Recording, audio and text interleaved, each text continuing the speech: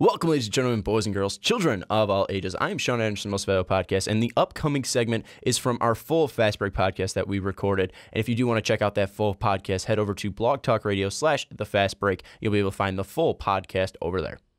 But moving on to number 11, we're talking about the Charlotte Hornets here. Just to kind of recap, every point guard's off the board. So, Charlotte Hornets, they don't need a point guard. They got Kemba Walker. Ricky, we all have the same pick. So why don't you say the pick, have your explanation, and we'll just move on, because I think we all have the same reasoning. For me, it's Zach Collins, because I look at their positions, and based off of what's on the board and what's there, best center, and plus I like what he brings to the team defensively, and if you can have a guy to replace Cody Zeller down low and be that rim protector next to a Frank the Tank at power forward, it's a great pick. Who says no? Yeah, honestly, I think Zach Collins made his mark on the. The only thing he's got to do is just stay out of foul trouble like that. That's his biggest stick knock. his hand through the rim. Yeah, I mean, he's looking great. I mean, he's got a decent stroke from the outside. He's decent attacking the rim. He's good protecting the rim as well. I think Zach Collins is a guy with a lot of potential. The question is, will he actually come out, and will he stay in the draft? And that's the biggest thing,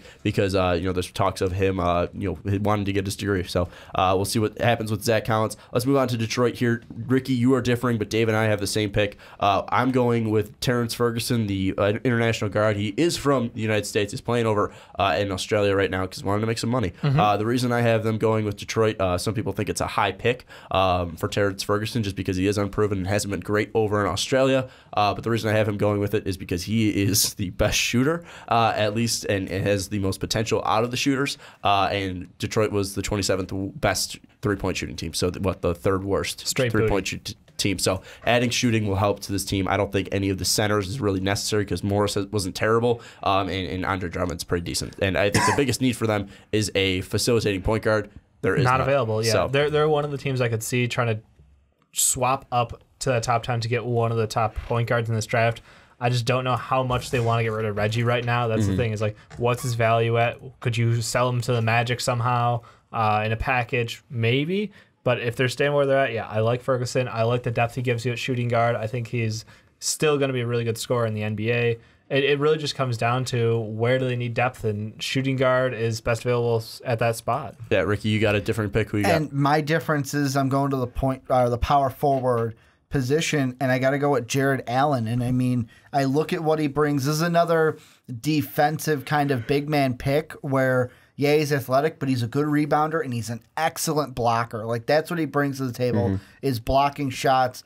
And also another thing, I almost had him go center here, because I almost Jared Allen could play center. Well, it's one of those things where he could play center, but right now he'd fit into power forward. Also, if they do move him to the center, Andre Drummond's a center, so that's is Drummond a guy that they eventually look to maybe move in the future? There's been rumors. I was kind of like, player. Yeah. It's stupid. But I was like, you know what? Go with a big man here. There's no point guard here for you guys to take. Go with a big man. He can add depth there, and if you want to move Drummond, maybe it helps you. I've had to try. This is the most difficult pick for me to do because it was difficult for me last time. Yeah. No, it was Detroit. I had to go in TJ Leaf last time, and I don't think that fits him at all now. They need three-point shooting. I think Terry Ferguson is a reach. They could possibly move up or down. Yeah. I don't know what Detroit's really going to do, but I've been going Ferguson because they need three-point shooting. So let's go to Denver. I have them taking Jared Allen, familiar face from you. I think that you look at what they lacked when Jokic started turning it up in February, March, and April,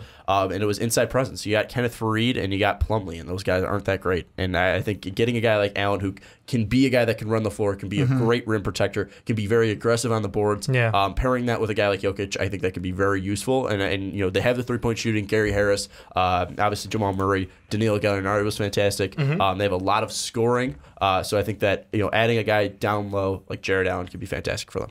No, I've got OG going here, and this is, of course, assuming during the combine he gets medically cleared. He's all in great shape. Look, he was a dynamic player who got his leg cut out from under him. I mean, it's just a shame because Indiana with him was on a roll. Team. They were going to be a really good team, and I think that what he brings to Denver would be awesome because he's a tweener. He can go between 3 and 4 pretty comfortably, and I think that he gives you a level of toughness that you need desperately, like you said. And I think that he also still gives you a decent shot, and he can create. So I think he's a well-rounded player, and I like his toughness to fit in Denver. Ricky, who you going? I'm going similar-ish position, but I'm going different team. I'm going Justin Jackson here. And what's that? It's one of those things where I looked at the depth chart and small forwards, I don't believe Wilson Chandler or Mike Miller are guys for the future.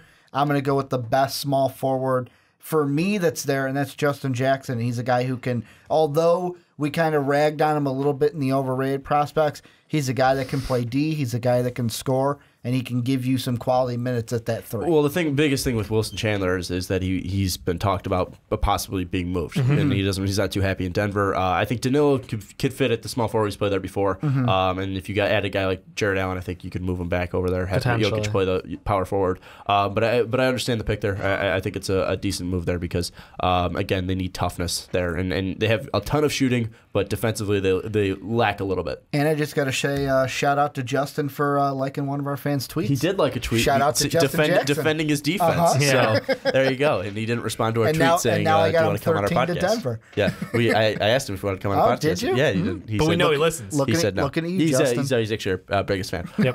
Let's go to number 14, Miami, the hottest team, second hottest team after the All-Star break. Waiters County. And still didn't make it. Yeah, Waiters County. You look at this team, and hell, man, I mean, you look at what they did in the second half. I mean, Goran Dragic, Dion Waiters, Hassan Whiteside. Who do they need, Dave? What's the fit for Miami? Really? It's John Collins. I think that John Collins fits in really nicely as that second piece to play down low. Like, he gives you something that they desperately need. And the big thing for me is, like, this team is watching them, like, find themselves last year. It really exposed some of the depth problems they had. They're pulling up guys from the D-League, some no-name players. Yeah. And I know Justice Winslow's injury really sucked, but I'm saying don't hit the panic button on that yet. I think John Collins is the best player available at this point for him. Ricky, who you got going? I'm going with OG, and the reason being is it's one of those things. Why Dave had him go to Denver? Well, he's still on my board, and that's why Collins isn't going here. I just want to know, though, is that a knock on Justice Winslow? Do you feel like this is really... I look at it more, and it's like the thing with OG, yeah, he's a small forward, but I think that what the Heat can do is, and of course this is if he's medically cleared at the Combine, you can go ahead and say, let's take him. If Winslow doesn't work out, cool, he's a 3. If Winslow does work out, we can play OG at the 4. And he's got that little bit of versatility between the two positions. There you go, small. Because I look at their entire power forward position, and it's a bunch of guys that it's like, I don't see them being here much. Yeah, I look at their power forward position. I have the same reaction. That's why I'm going John Collins, a guy that can be great offensively, and it's different than Hassan Whiteside's offensive ability because he's a guy that can shoot, take it outside. Where Whiteside's a guy that's more inside, kind of like a DeAndre Jordan player. So I think John Collins adds more versatility to that offense. I'm not too worried about the Justice Winslow injury either. I got him going John Collins. Number 15, Portland. We're halfway through, guys. Portland. I got him taking OG Anunoby, the replacement to Alan Crabb, who got paid and then literally did nothing, did not improve. OG Anunoby, a guy that can fit well speed-wise with Lillard and McCollum. I think that adding him could be very dangerous and add some speed to this Portland team because you also saw what happens when they brought in Yusuf Nurkic, a team that was completely different. You need some scoring on this team still. You need some defense, and Anunoby, when healthy, obviously the biggest question mark probably in this draft with him and Harry Giles because of their injuries. Those probably two are probably the biggest question marks. But Anunoby, when healthy, fantastic player. I got him going to Portland. Ricky, you got a familiar face in Travis Ferguson. I'm gonna take a guy that you guys compared to yours. This is a little bit of a slide. You guys had him go 12 to Detroit. Well, I said it was an overreach, so maybe this might be more fitting. I got him going 15 to Portland. It's one of those things where I look at their top 2 guards in Lillard and CJ, and Terrence can fit in, give them some defense, give them some great shooting, especially from deep. And it's just one of those depth picks that you can look at it and go, hey, we got our starting 1, we got our starting 2. He can give us some depth behind CJ. Dave, you got a familiar face too. I'm going with Jared Allen. I think that he fits in really nicely with them. We saw the improvement by adding Nurkic to that lineup, and the problem was when he went down, they desperately needed some big to fill that role. And I think that Jared Allen absolutely rocks the block down low, and I think that his defensive presence... rocks the block. I love it. There you go. I think that adds a whole nother level of security to this Portland team because we saw what they can do at the guard. No one's ever going to question them there, but it's down low where they needed that extra push to get them to compete. And now we are going to number 16, the team that we talk about way too much on this podcast. Hey, the Chicago Bulls. I don't know where the fuck we can go. I don't know at all. There's the honesty of a Chicago Bulls fan right now. And Dave Fresh and off the defeat of Celtics. Dave and I have the same pick. So Dave, I'm gonna hold off on you. You can explain our pick because I think we got it pretty locked down. Ricky, you seem very excited about this pick. Can I, without giving your pick away, can I just say the reason I don't have him here is because he's already off the board for me. But I look at this team and I really want a point guard, but there's none. There's no one there, and I kind of want to say, fuck it, let's trade Jimmy to get a point guard because he doesn't show up in the fourth anyways. But I'm still hurt over it, Dave. But I gotta go. This is why I said just don't make the playoffs because then you won't be hurt. I gotta go with John Collins, and the reason why is the power forward position. Portis has been showing up, but Nico. It depends, A, what time of the year we're in. He's trash. And B, it's hot and cold with Nico. No, he's just trash. And Nico's contract's coming up soon. Bobby is not too long after him. I think Nico, we can just say, you know what, sayonara, see you later, even though you're a restricted free agent, because we're going to get John Collins to be the backup to Bobby Portis. Bobby's the guy I think we can keep. If you duct tape Nico and Bobby together, you might have a starting power forward in this league today. Unfortunately, you can't. And maybe John Collins becomes that starting power forward. That's why both Sean and I agree here that Justin Jackson is the best fit for this team, a team that is abysmal beyond the arc.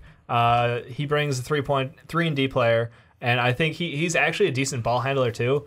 Probably gets a knock for turnovers, but no, I think he's a decent fit here. The biggest problem is, just like we said, though, what they need is not on the board, so they might have to move to find it. I still think he's completely overrated, but Dave mentioned it. 3-and-D is the thing. It's got value. I don't think he's athletic enough to play in the NBA, but hey, we'll figure it out. I don't know. I don't like Justin Jackson, and that's kind of one reason why. Justin, just tweet us again and let us know how you feel about Sean. And that's one reason why you can tell me how shit my mock draft is. But I also want to just kind of poke a jab at Ricky that I put my most overrated prospect to his favorite team. Hey, I'd buy a Justin Jackson jersey if he went to the Bulls. Let's move on to Milwaukee, a playoff team that had a heartbreaking loss, and I feel bad we're not touching on the playoffs, but we'll get to it. We're talking. Dave and I are putting out a preview soon for the second round. We got Milwaukee, the Bucks, a team that maybe needs some help down low. I think that's what we're agreeing with here. Mm-hmm.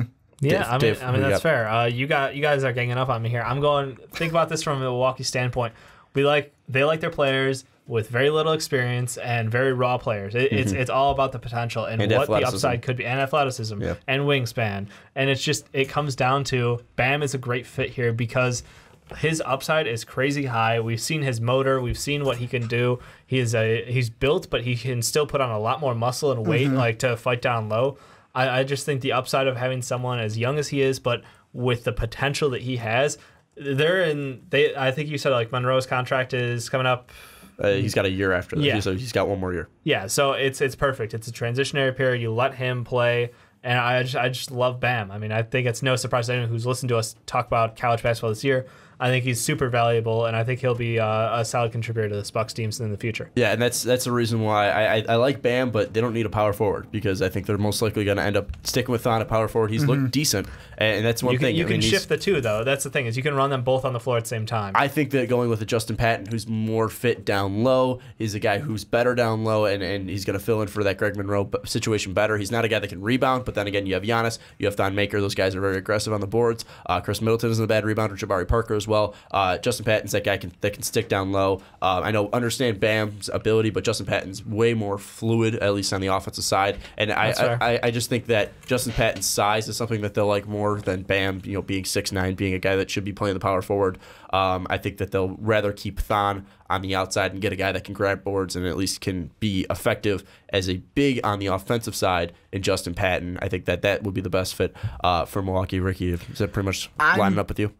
I'm going with the center, and I picked Patton over the next guy that I had in my centers was Ike from UCLA. And the thing that I think about a little bit from Dave talking when Dave's like, you know what, the Bucks like these inexperienced guys. I think that because center might be a little bit more of a need for the Bucks. Well, Justin Patton's just as inexperienced as well. Yeah, but it's one of those things. It's more of a raw. Maybe they can mold them what they need. Maybe Justin Patton's raw too. Like it's going to be Patton or Ike to me, and Ike's the guy where he's a little bit more raw than Patton. So if we're going with that route, I would go Ike over Bam for Dave's situation, but I'm going to go Patton in the center. And now let's move on to Indiana, a team that had a tough first round. Larry Bird now stepping down in his position, going to be a consultant. I look at Indiana Indiana, and I look at they need guard help, a bigger guard as well. I looked at Monta Ellis, and that was one reason why him coming off the bench, he couldn't do anything. He couldn't do anything shooting wise, couldn't do anything defensively. I look at them; they need guard help. I'm going with Luke Kennard, being a guy that can play that 2. I don't know if he can play the 1 exactly. But CJ Miles is a guy that struggles shooting. Obviously, we saw that missing the first shot in game 1. He's a good 3-point shooter. Kennard might be better, and that's why I'm going with Luke Kennard out of Duke. I think that his ability to score might bolster this team, at least off the bench. I think that Luke Kennard might be a decent addition if Paul George stays around. And the one thing that I kind of looked at with the Pacers, and of course this is a little bit of a microcosm thing I'm going with, but when they were looking for final shots in that series against the Cavs, they weren't able to do anything because it was like, just double team Paul George, and there was no movement off of anything, no pick and roll, no anything. And if you get a Luke Kennard, he's a guy that can make plays off of the pick and roll he's an and score. Really well. So you can have Paul George there because they got to make a decision. Are they still going to build around him or trade him? This is a guy that gives them a playmaker, a scorer, and a guy who can do that on the wing. And I'm on the other end because I don't have faith in Paul George long term, so I'm going Tyler Lydon here, which may be a reach for some people, but again, it fits a need, which is you need to have a security blanket there because if Paul George ends up leaving, you're not going to get Strap Valley if he's traded. If he walks at the end of the year, it's just you're just fucked. So you might as well take Tyler Lydon here. I like him. I mean, out of Syracuse, he's a good player. Gliding Lydon. He is a great backup plan for Paul George. Yeah, I think that's my fit. And he's a guy too that he's 6'10", big guy. He's a decent shooter from the outside. Yep. I don't know if he's going to be Paul George-esque being an all-star. Being an all-star, but he's a guy that can at least fill in that spot. I understand that movement if you do think Paul George is going. I've got that fear. I think Paul might stay for at least a year. I think that's why they're going to go with Kennard. Let's go to Atlanta though. We're looking at Atlanta. I think they need help because Paul Millsap will be going, or at least they need help at that power forward spot. Obviously, they got Dwight. I look at this. There's not a lot of guards that I think fit with their team, so that's why I got T.J. Leaf going with him. Very athletic guy, a guy that can shoot from deep, a guy that's very mobile. I think comparing him with a guy like, I think he's a guy that kind of fits that mold of Paul Millsap. Maybe definitely not as big, definitely not as aggressive on the boards, definitely not good as defensively as Paul Millsap, but at least offensively, a guy that can roam in and out, a guy that's athletic and attack the rim. That's why I'm going with T.J. Leaf. But can he trash talk with the Morris twins? That's the big thing there, because I got to fill the Millsap shoes. But I totally agree with you, T.J. Leaf, and the reason why I kind of go this way is what's the one thing we kind of look for now in power forwards is that ability to stretch the floor, to shoot from deep. And it's one of those things where looking at the Hawks, ever since they traded Kyle Korver this year, it was one part of their game that they lost a little bit. I know it's not the same position as Korver, but it can kind of give a little juice to the arm to that three-point game. Well, and Dave, you have a different pick than us. You do have a UCLA guy. I do have Ike from UCLA. You have the first appearance of Ike Anigbogu. I'm gonna fuck up these names so you're badly. being bold with the last names. Me and Dave are just going try. Guys, we gotta Frank try. and Ike. We gotta try. Yep. It's Ike Anigbogu. Frank and Ike. Anigbogu. I could type it. Anigbogu. Yep. But I like him going because I like I guess I'm just all about succession planning. I think that he is a great game around the post. They signed Dwight for a long time. What's up? They signed Dwight for a long time, though. I know, but Dwight's health has always been a concern. Fair. I mean, if you take his just last 4 years, Dave, the game's I know. It's okay. But how many games have you played in the last 4 years? All right. I think he could learn from Dwight. I think there's definitely that. The good thing here is he's developed that post presence game. He's a good shot blocker, and he gives you better depth. And they can. I think it's value for them because maybe it's just me and doubting Dwight. I don't have a whole lot of faith in him. I like him, but he's just not healthy. I mean, you real quick. free throws. He did play his most games since 2012. This year. Game, yeah, 74 games. So his that's most not terrible. games in the last 5 years. That's not terrible. 74 One- games. He only missed 8 games. Yeah, That's not this bad. 1 year. Yeah. And the year before that, and the year before that, and the year before that. The year before that, 71. So that's only a 3-game drop off. 41 was bad. But then you look at 71, 76, and the year before that you got hurt. Then 78, 82, 79, 82, 82, 82. I just like 82. the pick, man. Yeah, Just let me that's have the fair. pick. Hey, I'm just saying. Just let him have the Dwight had pick, his most man. healthy season, but I like the idea of learning from Dwight because Ike is very You might raw. as well pair him. He's very raw. Yeah. Yep. And let's go to Portland again. Portland making their second appearance. You're going to make another appearance as well later on here. The pick I have him is going with Isaiah Hartenstein. He is a German forward. I think that his ability, he's very big. He's not as athletic as a guy like Kristaps, and Kristaps is probably going to be the guy we compare every international forward to. He's a guy that kind of fits that role. He's not as athletic and as good as a shooter as Kristaps. That's why he's going later. But at least with Portland, he's a guy that you might be able to sit on, might be able to develop, and he might be able to a guy that can be a decent fourth player for you and a decent starter for you. I look at him. I think that his mobility, his range as well, is something that is really nice and could be a nice addition to this team for Portland. I got to go with a familiar face, a guy that Dave had going to the Pacers, but I got him going 2 picks later to Portland is Tyler Lydon. He's another guy we mentioned at pick 15.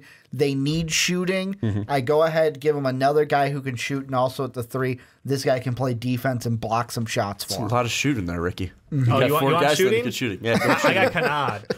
Luke I'm all Kennard. about shooting. It's just, at this point, it's best player because Yeah. I feel like his value is there, and it might give them the balls to move somebody else who's been underperforming. Alan Crabb? And Alan Crabb. Yeah, Alan Crabb sucks. Well, I don't think they're going to be able to move his contract. That contract is Yeah. shit. I know, but they can make it happen, man. Yeah. Portland, I got faith in them turning around. Well, you got him going with Jared Allen and Luke Kennard. I think that's a nice pair. And you got him going with a ton of shooting. And Tyler Lydon. Tyler Lydon, who was the other player you picked? And Terrence Ferguson. And then Jeez. I got him going with OG Hartenstein and Isaiah. OG. So yeah, I think it's fun. Portland will make another appearance at 26. Yeah, so we're let's going to move see him on. again. Thank you. Oh shit! It's just one of our videos scared me a little bit. Don't forget to check out that one, and also don't forget to check out Patreon.com/MostValuablePodcast. But thank you so much for watching. We'll see you next time.